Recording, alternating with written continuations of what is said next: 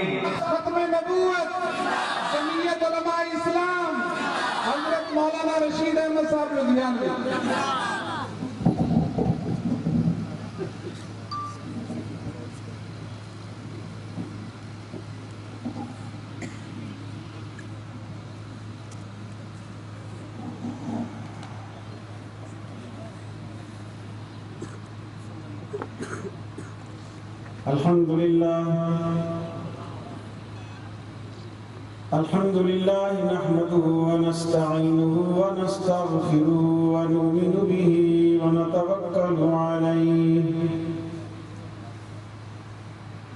ونعوذ بالله من شرور أنفسنا ومن سيئات أعمالنا من يهده الله فلا مضل له ومن يضلل فلا هادي له ونشهد أن لا إله إلا الله وحده لا شريك له ونشهد أن سيدنا وسندنا ومولانا محمدا عبده ورسوله صلى الله تعالى على خير خلقه محمد وآله وأصحابه وأهل بيته وذريته أجمعين أما بعد فأعوذ بالله من الشيطان الرجيم بسم الله الرحمن الرحيم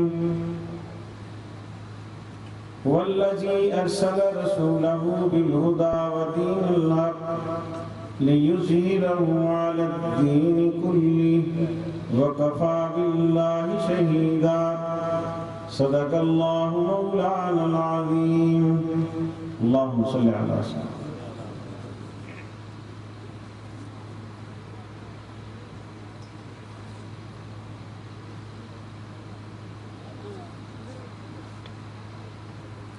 انتہائی قابل احترام ہمارے مخدوم معظم مہمان جمعیت علماء اسلام کے مرکزی نائب امیر سابق سینیٹر حضرت مولانا عبدالنصیب خان صاحب مدد العالی اور دیگر علماء کرام، انتظامیہ جلسہ اور میرے قابل احترام بزرگوں اور عزیز بھائیوں، ختم نبوت کانفرنس جمعیت علماء اسلام کی طرف سے انعقاد پذیر ہے۔ میں چند باتیں آپ سے عرض کرنا چاہتا ہوں۔ ختم نبوت کا جو عقیدہ ہے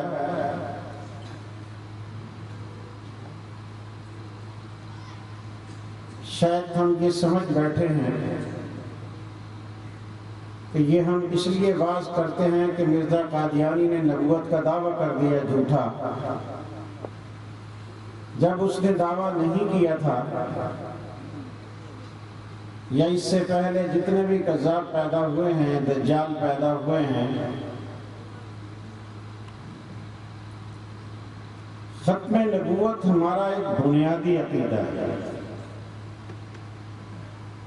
اور ختم نبوت کا مفہوم سادہ لفظوں میں یہ ہے کہ یہ مکمل اسلام ہے۔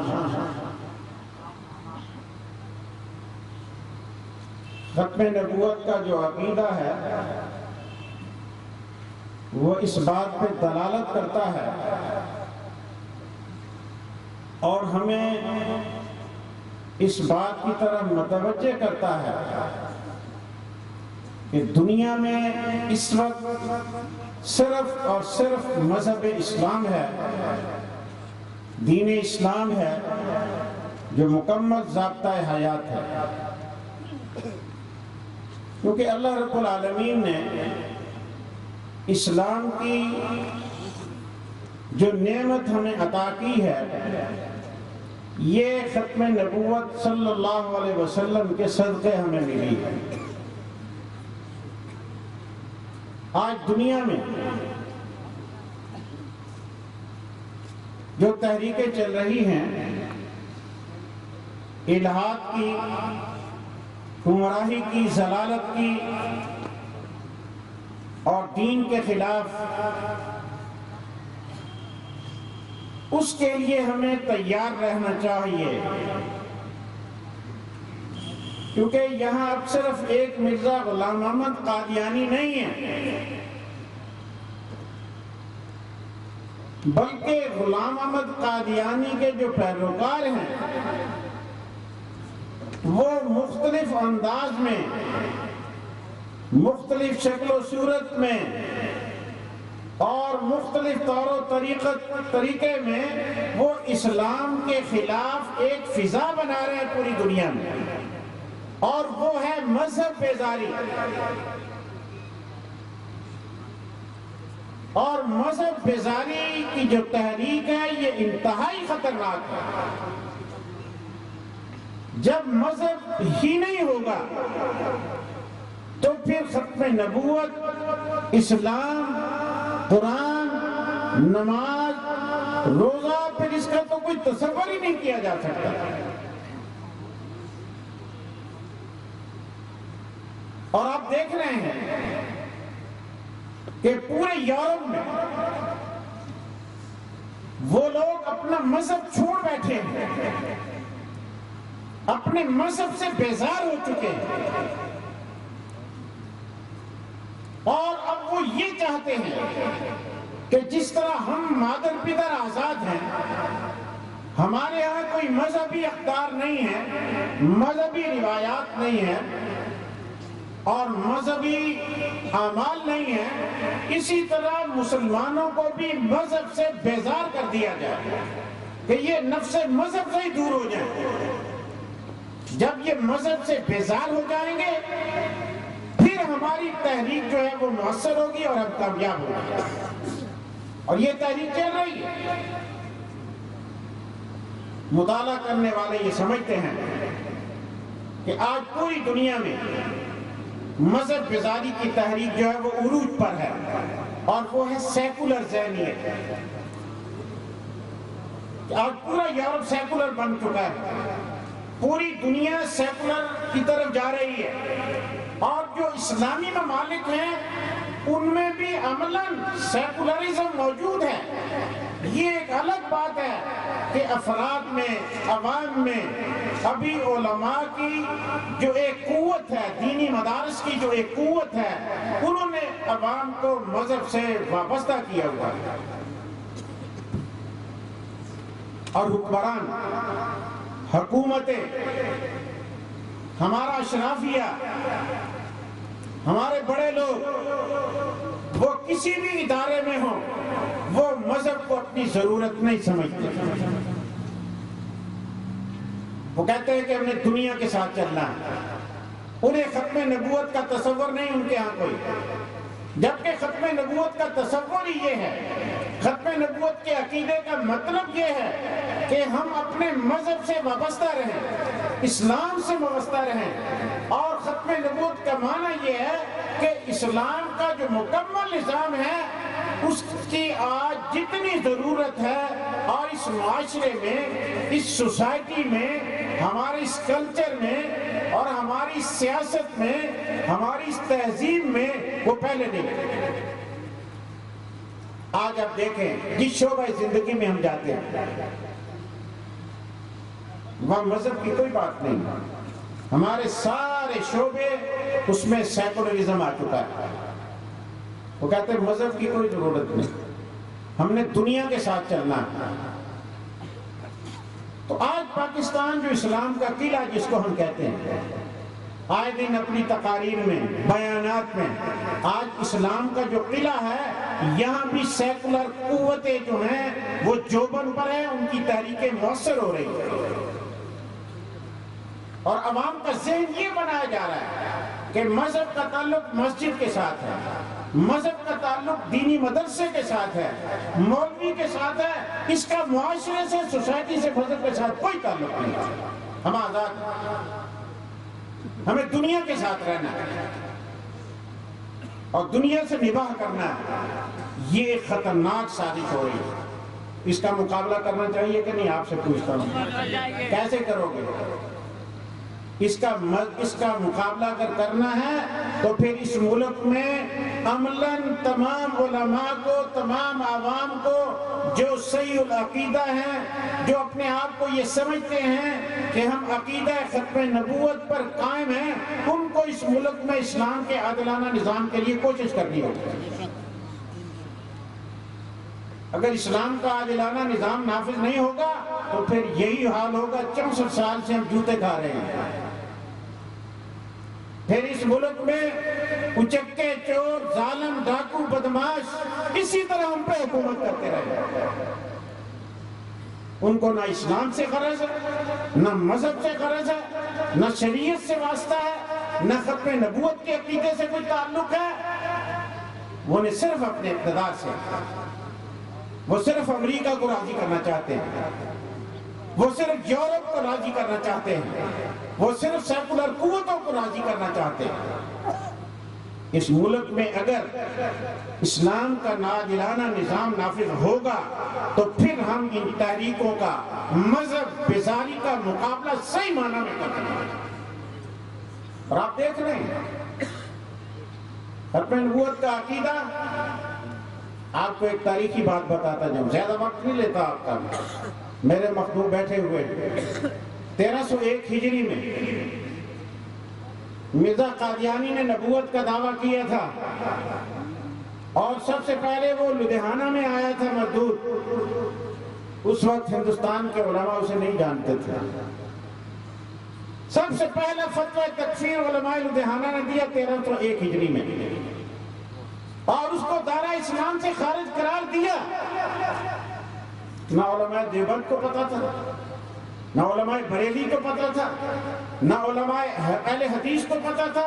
علماء لدھیانہ نے اس پر کفر کا فتویٰ لگایا اور بوانگ دون کہا کہ یہ شخص دائرہ اسلام سے خارج۔ انگریز کا دور،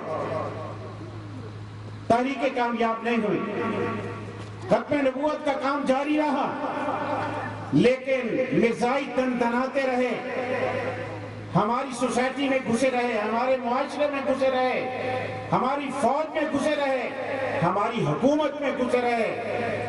لیکن جب 53 کی تحریک چلی، مولانا عطا اللہ شاہ بخاری رحمۃ اللہ علیہ نے جب تحریک چلائی، اس کے خلاف 10,000 مسلمانوں نے جام شہادت نوش کیا، قادیانیوں کا کچھ نہ بنا۔ لیکن جب سن 1974 میں قادیانیوں کے خلاف تحریک چلی تو اس وقت آپ کی قیادت پارلیمنٹ پہ بیٹھی ہوئی تھی، اس وقت آپ کی قیادت پارلیمنٹ پہ بیٹھی ہوئی تھی۔ مولانا مفتی محمود بیٹھے ہوئے تھے، مولانا غلام قوس ہزاروی بیٹھے ہوئے تھے، مولانا عبدالحق حقانی بیٹھے ہوئے تھے، مولانا شاہ احمد نورانی بیٹھے ہوئے تھے، دیگر جماعتوں کے نمائندے۔ پھر قادیانیوں نے سمجھا کہ اب ہم پھنس گئے. پارلیمنٹ نے فیصلہ کیا, عوام نے تحریک چلائی. تحریکیں تو پہلے بھی چلتی رہیں, تقریریں تو پہلے بھی ہوتی رہی قادیانیوں کے خلاف کہ یہ کافر ہیں, لیکن پارلیمنٹ میں مفتی محمود نے, قائد جمعیت نے بیٹھ کر وہاں مناظرہ کیا قادیانیوں سے, اور قادیانیوں کو متفقہ طور پر, آئینی طور پر, دستوری طور پر غیر مسلم اقلیت قرار دیا. تو یہ کیوں ہوا؟ جب علماء پارلیمنٹ میں آ گئے. تو ضرورت ہے کہ نہیں پارلیمنٹ میں جانے کی؟ آج بعض ہمارے مولوی کہہ دیتے ہیں, معاف کیجئے, ہمارے بعض درویش کہہ دیتے ہیں, بعض لوگ کہہ دیتے ہیں سیاست کی ضرورت نہیں ہے. حضرت شاہ عبد القادر رحمۃ اللہ علیہ فرماتے تھے کہ علماء کو سیاست میں حصہ لینا چاہیے, اور شیخ الہند کی تحریک بھی یہی تھی. تو علماء نے پاکستان کی اسمبلی میں بیٹھ کر قادیانیوں کو غیر مسلم اقلیت قرار دیا. تو یہ جمعیت علماء اسلام کی سیاست کا ایک بہت بڑا کارنامہ ہے کہ نہیں ہے؟ آج ہم ختم نبوت کانفرنس جو منا رہے ہیں, اسی لیے منا رہے ہیں. جمعیت کے کارکنوں کو یہ سمجھ لینا چاہیے, مسلمانوں کو, کہ جمعیت علماء اسلام کی سیاست صحیح سیاست ہے. یہ سیکولر قوتوں کے مقابلے میں سد سکندری بنی ہوئی. اور آپ نے دیکھا پچھلے دنوں جب ناموس رسالت کی تحریک چلی تھی, پورے ملک میں ایک ہنگامہ تھا کہ نہیں تھا؟ لوگ مضطرب تھے, کرب میں تھے, اذیت میں تھے. لیکن الحمدللہ آپ کی تحریک نے پورے پاکستان میں, اور مولانا فضل الرحمان کی ایک ہی للکار نے حکومت کے گھٹنے ٹیک دیے کہ نہیں ٹیکے, اور ناموس رسالت کے قانون کا تحفظ ہوا. اس لیے ہم یہ سمجھتے ہیں کہ ہمیں سیاست میں آنا ہوگا.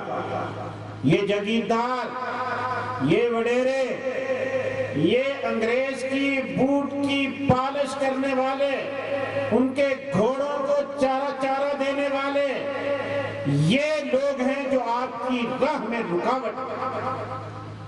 وہ کہتے ہیں کہ مولوی صرف مسجد کا ملا بن کر رہے, وہ کہتے ہیں کہ مولوی صرف ہمارے مدرسے کا ایک مدرس رہے, لیکن اس کو سیاست میں نہیں آنا چاہیے.